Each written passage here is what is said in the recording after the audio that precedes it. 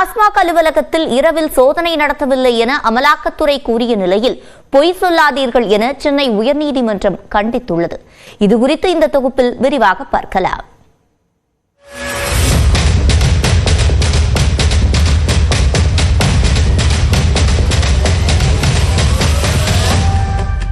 டாஸ்மாக் தலைமை அலுவலகம் உள்ளிட்ட 20 இடங்களில் கடந்த 6ஆம் தேதி முதல் 8ஆம் தேதி வரை அமலாக்கத்துறையினர் திடீர் சோதனையில் ஈடுபட்டனர். அந்த சோதனையில் கைப்பற்றப்பட்ட ஆவணங்கள் குறித்து அறிக்கை வெளியிட்ட அமலாக்கத்துறை மதுபானங்கள் கொள்முதல், பார் உரிமம் வழங்குதல், மதுபானங்களை மதுபான கடைகளுக்கு கொண்டு செல்வதற்கான போக்குவரத்து டெண்டர் வழங்குதல் உள்ளிட்டவற்றில் 1000 கோடி ரூபாய் முறைகேடு நடந்துள்ளதாக தெரிவித்தது. மேலும் நிர்ணயிக்கப்பட்ட விலையை விட 10 ரூபாய் முதல் 30 ரூபாய் வரை பாட்டிலுக்கு கூடுதல் விலை வைத்து விற்கப்பட்டது கண்டறியப்பட்டதாகவும் கூறியது. இதனைத் தொடர்ந்து அமலாக்கத்துறையின் நடவடிக்கைக்கு எதிராக சென்னை உயர்நீதிமன்றத்தில் தமிழ்நாடு அரசும் டாஸ்மாக் நிர்வாகமும் வழக்கு தொடர்ந்தன. அதில் அமலாக்கத்துறையின் சோதனை அரசியலமைப்பு சட்டத்தின் கூட்டாட்சி கட்டமைப்புக்கு விரோதமானது எனவும் சோதனையை சட்டவிரோதமானது என்று அறிவிக்க வேண்டும் என்றும் தெரிவிக்கப்பட்டிருந்தது.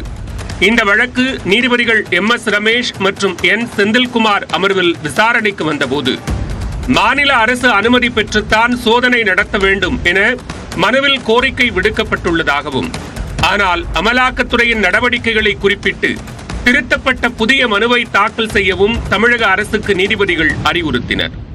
தொடர்ந்து டாஸ்மாக் தரப்பில் ஆஜரான மூத்த வழக்கறிஞர் விக்ரம் சௌத்ரி சோதனை நடத்தும் போது அதற்குரிய காரணங்களை எழுத்துப்பூர்வமாக தெரிவிக்க வேண்டும் என்றும், ஆனால் எந்த தகவலும் தெரிவிக்காமல் சுமார் 60 மணி நேரம் பெண் அதிகாரிகள் உள்ளிட்டோரை சட்டவிரோதமாக அமலாக்கத்துறையினர் சிறைப்பிடித்ததாகவும், இது அதிகாரிகளின் தனிநபர் சுதந்திரத்திற்கு விரோதமானது எனவும் வாதிட்டார். இதனையடுத்து இரவில் ஏன் சோதனை நடத்தப்பட்டது என அமலாக்கத்துறைக்கு நீதிபதிகள் கேள்வி எழுப்பினர். இதனை மறுத்த அமலாக்கத்துறை தரப்பு வழக்கறிஞர் இரவில் சோதனை நடத்தப்படவில்லை என்றும் அனைவரும் வீடு திரும்ப அனுமதிக்கப்பட்டதாகவும் விளக்கம் அளித்தார். அதனை மறுத்த நீதிபதிகள் பொய் சொல்லக்கூடாது என அமலாக்கத்துறைக்கு அறிவுறுத்தினர்.